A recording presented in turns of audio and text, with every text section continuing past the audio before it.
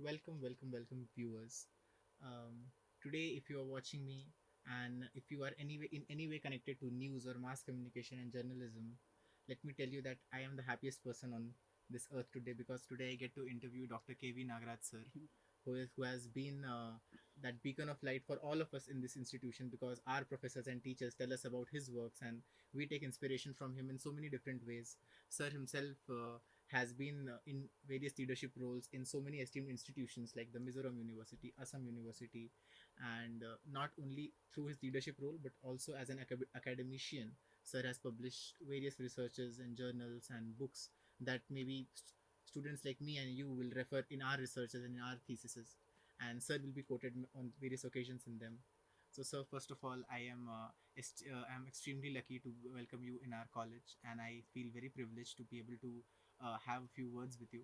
Thank you. Thank you very much. Sir, first before starting like the actual interview, I want you to in like briefly explain, sir, if you could actually define that what your journey has been in the field of journalism and mass communication, and what would you feel like is was your major contribution to the field. There have been so many, but like which one stands out for you? Uh, Very interesting question you have asked. I am also privileged to be here and interacting with the young people like you. Thank you, sir. Uh, when I started journalism, uh, it was, you know, not that much recognized. When I started studying journalism, to be precise, basically I was a student of science for my intermediate Intermediate. course. Then suddenly I found that there was no creativity in science. It was all numbers and remembering everything again and again, using them, and I found it boringly objective.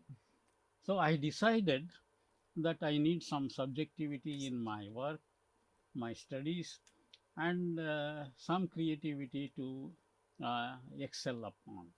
So I decided to join journalism. It was being offered as one of the optional papers at Maharajas College, Mysore for BA. B. I preferred journalism, political science, and English literature Okay. because I was fond of literature, Literature. particularly reading fiction. Of course, poetry was also there, but I am more enamored with fiction Fiction. because that was for me a stepping stone for improving my language abilities. So I decided to join journalism. In addition, I should say that my family has been in journalism for the last, I should say, more than 100 years. Everybody was a journalist, and they were all freedom fighters. Okay. So, most probably, that was also in my blood, and I decided to study journalism. And when I completed my bachelor's course with journalism as an optional subject, the same year, I'm talking of 1971, Okay. the Mysore University launched the first master's program in entire Journalism. South Asia, that was in Manasa Gangotri. So Manasa Gangotri was the postgraduate campus for Mysore University. Of course, initially we were at Maharajas College for some time, then we were shifted to Manasa Gangotri. It was 1971, the very first batch. Fortunately for me, uh, I was able to get first rank, first class, and I was able to get a job also immediately in Prajavani, Okay. a local Yeah. daily Yes. newspaper with a good circulation. During those days, it was the number one Number highest publication. selling newspaper. So after that, my professor asked me whether I was interested in joining teaching. There were family compulsions also, so I decided to opt for Teaching. teaching. What stood me ground was my training in Prajavani as a reporter come Reporter. sub-editor. I was on the sports desk Okay. because I was the cricket captain of Maharajas Oh. College. So that also gave me an additional advantage. Then after 1 year of teaching at Maharajas College, I was asked to shift to Manasa Gangotri Oh. for the postgraduate Postgraduate students. course. I was there till 1990. 1980-81, my professor retired. By then, I had become associate professor. Professor. We used to call the designation was reader, Mm. and I became the head of the department also. So for quite a long time, for almost 7 years, I was associate professor and head of the department. My aim was to make the department a department of, or shall I say, an institution of international standing. Standard. I wanted it to be an institution of excellence. Excellent. Of course, in a system, there are many advantages and many Disadvantages. disadvantages. Naturally. And because of certain reasons of, you know, what should I say, selfish reasons, Yeah. I had to leave the university for greener pastures. Mhm. I went to Andhra Oh. University. I was the first professor of journalism in Andhra University Oh. also. There we started the master's program as well as the PhD The program. PhD program. And those were the days when there were not many opportunities for students to Student. join media Media. because basically everything was print. Yeah. And All India Radio was under the control of the Government. government, and Doordarshan was not that much popular Popular in then. the initial stages. Yes. So, with the limited opportunities, there were limited a number of departments of journalism or mass communication all over the country. With the establishment of Prasar Bharati and also the opening up of satellite television, Television. uh, suddenly the the media sector, started more and more And growing. manpower, Yes. and many students who were coming out of the academic portals Mm-hmm. were able to, you know, make inroads into the industry, and some of them made name also. At the same time, what happened? The privatization and Global. globalization. 1991. Uh, it also the process Mm-hmm. helped the other allied sectors like advertising and public Public relations to relations. flourish. Mm-hmm. So there was an opening of floodgate for students of journalism, and the private sector took note of it, and all of a sudden there was an explosion of media education departments Mm-hmm. in private Sector. sector, and it became what you call as a fashion for everybody to uh, Study you know journalism.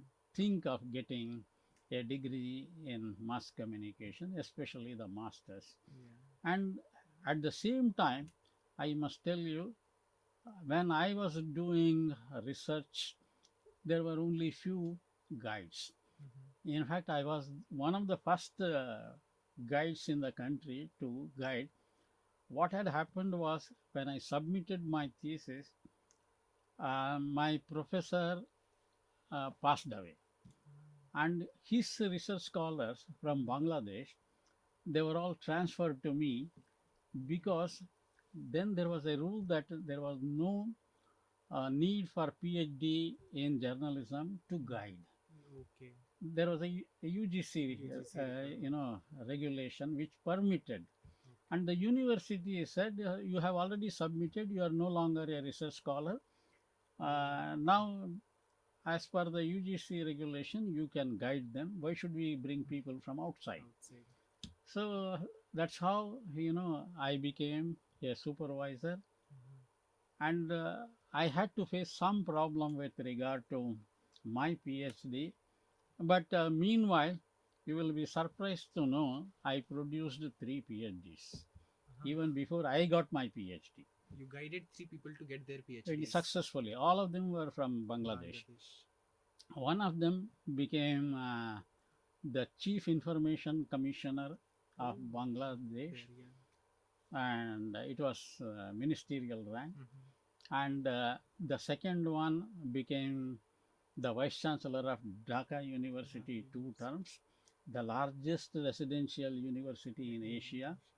And the third one became professor in other countries and also in uh, Bangladesh. Bangladesh. So, and the fourth one also joined later. Mm-hmm. By then, when he joined Mysore University, I had to leave. He came with me to different universities. Ultimately, after dilly dallying, he was able to get his PhD. Whatever it is, I was recognized by 10 universities in the country Mm-hmm. to guide students because there were not many guides in most of the universities.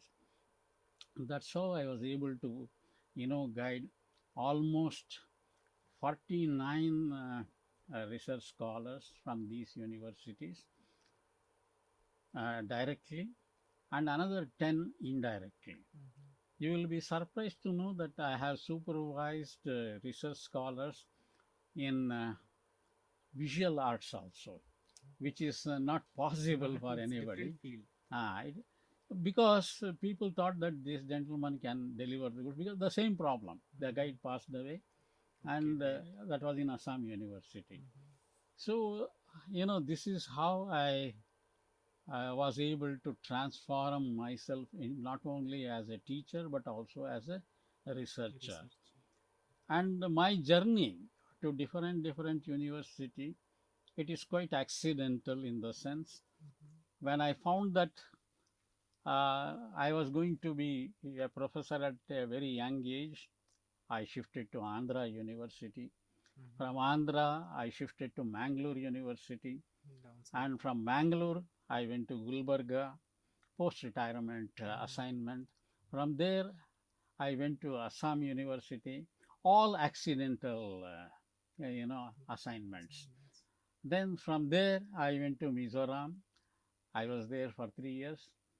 And the Mizoram Vice Chancellor wanted me to stay back for 2 more years as per UGC rules. UGC rules. But by then I had decided that I would go and stay with my family Mm-hmm. because my family stayed without me for 28 years.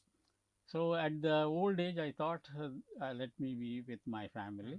So I took a kind of retirement Mm-hmm. from mainstream Mainstream and teaching. then went back to Mysore. And even now, I am busy. Mm-hmm. I am I am having enough assignments. I travel quite a lot, and it is a passion for me to travel. And every year we go abroad. Earlier, I used to go on official Visits. assignments or invitations. Now I go for vacationing Mm-hmm. because that is how I want to have a change from the routine. But I think you totally deserve it, sir. The amount of work that you have done in the field, like honestly, to everyone who is watching, when sir was actually explaining his journey, I was having goosebumps because he's someone who has pioneered the field, legit, who has actually contributed in the research field. In ways that no one can imagine. And sir, when you say that the placements are accidental, I feel that it is the luck of the students there that got you as their supervisor or as their professor. Whatever it is a journey. Uh, i- as an addendum to your Mm-hmm. question, I must tell you, uh, media education has improved. I don't say that it has not Not improved, improved. but the whole problem is it is improved in certain institutions, it has not improved in certain other And institutions. institutions So there is no uniformity of standard standard or across the country. quality. So that is where I feel little bit, Work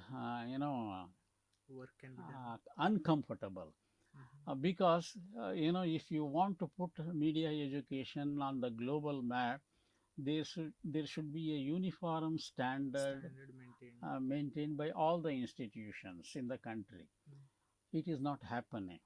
I will tell you, last month I was in Chennai Okay. attending a conference.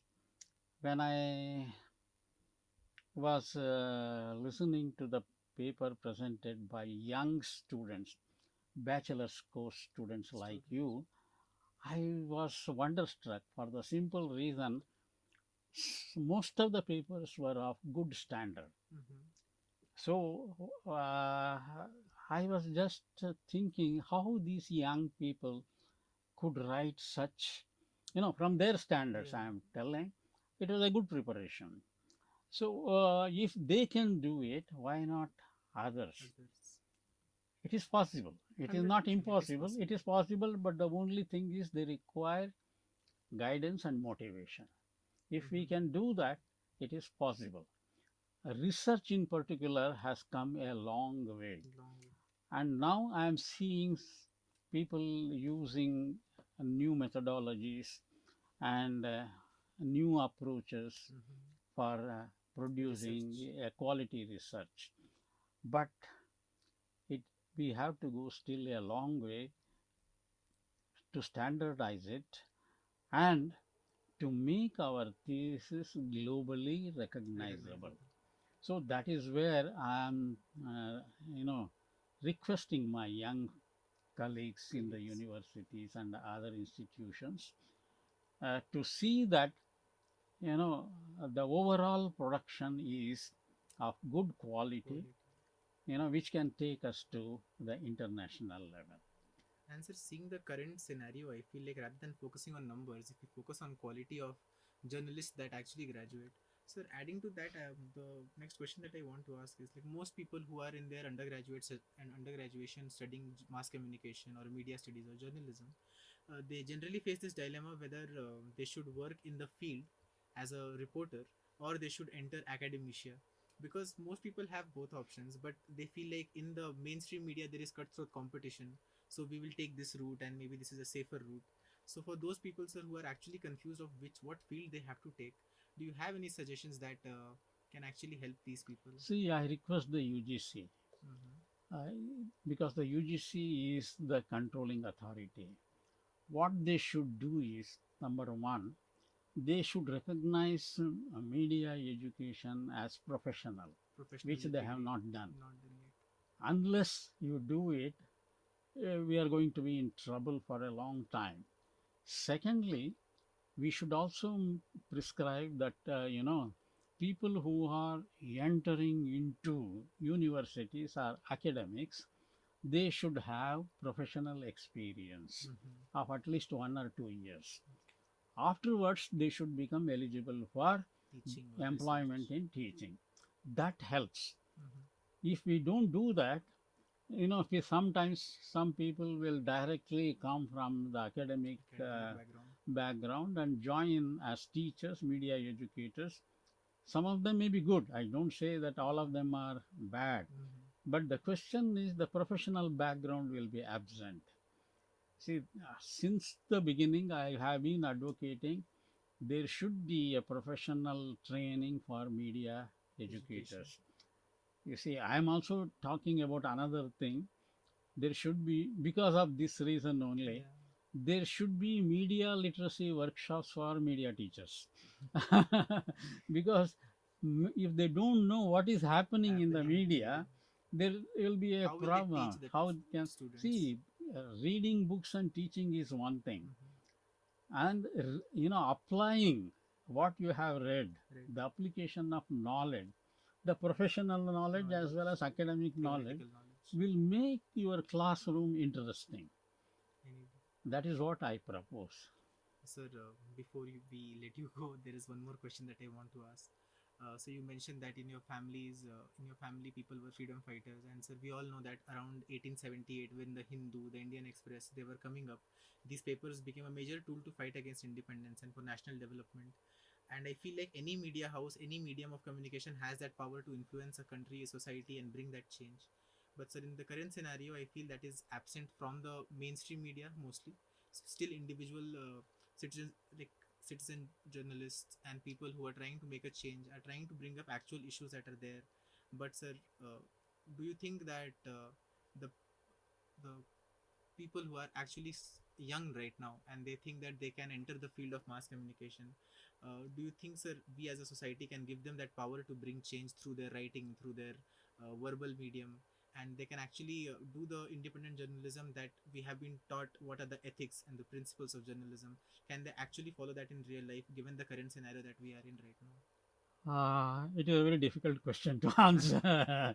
uh, to be honest, it is becoming increasingly difficult to be independent and ethical Mm-hmm. in the present day scenario because the market forces have taken over Taken over. the entire field. And today, everybody's mind is set at how to become rich overnight. So, we are also becoming a kind of fly by night operators. Mm-hmm. For us, ethicality and morality, Is they do not sidelined. matter. So, in such a situation, of course, there will always be a minority of young people. I know people who have sacrificed their comforts and, you know, uh, Mm-hmm. future for the sake of the principles they Principles. have believed in. They are far and few, but they are there. And they are the future of the nation. They are the future of media. And they are the future of media education also Yeah. because they are the ideal people. They should be the icons whom we should respect. Respect. And that is where things will be right. I think such people were there in the past, they are there now, there will be in the future also. It is always in the nature of human beings that they will resist. At least among a few people, there will be an urge to resist Resist. what is unethical, what is immoral. And these are the people to be, followed by Followed. the young people. But it is a difficult terrain. I'm telling you, it is not that easy to, go against Embark the on current, the mainstream. mainstream. But I hope there will be a future wherein, the society itself will change, towards moralistic or ethical journalism. Journalism. See, the problem is not only with the journalists, but also with the society. You know, the society should ask for, you know, people who are with conscience, Conscience. and these are the people who are going to direct the future Future. of media in this country. Let us hope for good because it is always optimism Yeah, that optimism keeps is the us best choice. going. Yes. So let us You do heard it from Hisa. no, let us do it. Yes, you heard it from Dr. V Nagaraj. I feel like whoever has heard to this entire interview and has reached to this point, I would like to say that learning from Sir's journey, learning from how much he has sacrificed. In between, Sir mentioned that his family had to live 28 years without him because he was contributing to the field and working so much. And then he mentioned about his students who made sacrifices for their career's sake. I feel like if you want to take something from this interview, it would be really good that take up whatever Sir said, ask more questions, follow your ideals, choose someone to follow first of all, and be that hope in society where even though you see that 100 wrong things are happening around you, you be that one person who does the one right thing, and maybe out of those 100 people, two or three also get inspired and try doing this. So keep resisting and ensuring that the ethics and morality of journalism stays the way we have been taught, and this that should be applied in the professional field as well. Thank you so much, sir, Thank once you very again much. Thank you very much for giving us your time. I really hope I get to talk to you later, but the amount of work that you do and the amount of contributions that you have made in the field, still they still keep going. And sir, I will end this interview by saying that you have created a legacy, and that legacy will be carried on by people like me, by people like people who are watching this interview, and I am sure we won't let you down in whatever visions that you had for the country, for media education. I hope that is carried forward by all of us people. Okay, thank you very much. Definitely, I have faith in all of you. Let us dream for a bright Brighter future. future. Thank you very Thank you, much. sir.